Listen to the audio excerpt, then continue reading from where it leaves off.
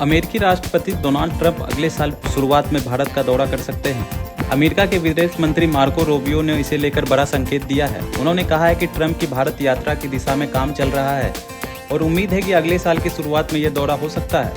Media reports के मुताबिक Washington DC में भारत अमेरिका संबंध पर बात करते हुए रूबियो ने कहा कि दोनों देशों के रिश्ते शानदार दौर में हैं। उन्होंने बताया है कि G7 शिखर सम्मेलन में राष्ट्रपति ट्रंप और प्रधानमंत्री नरेंद्र मोदी के बीच बेहद अच्छी मुलाकात हुई थी। दोनों देश अब व्यापार समझौते को अंतिम रूप देने के बेहद करीब पहुंच चुके हैं।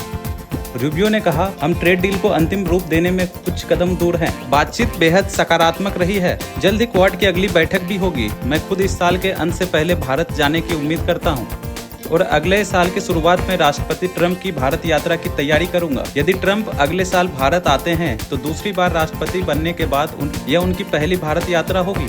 जब उनसे ट्रंप के संभावित भारत दौरे के बारे में पूछा गया तो उन्होंने कहा, हम इसी दिशा में काम कर रहे हैं। उम्मीद है कि अगले साल की शुरुआत में राष्ट्रपति भारत जाएंगे।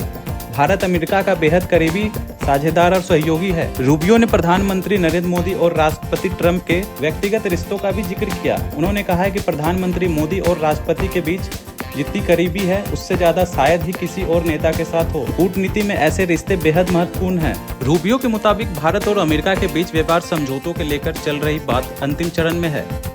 अगर ये समझौता पूरा होता है तो दोनों देशों के बीच व्यापार, निवेश और तकनीकी सहयोग को तेजी मिल सकती है।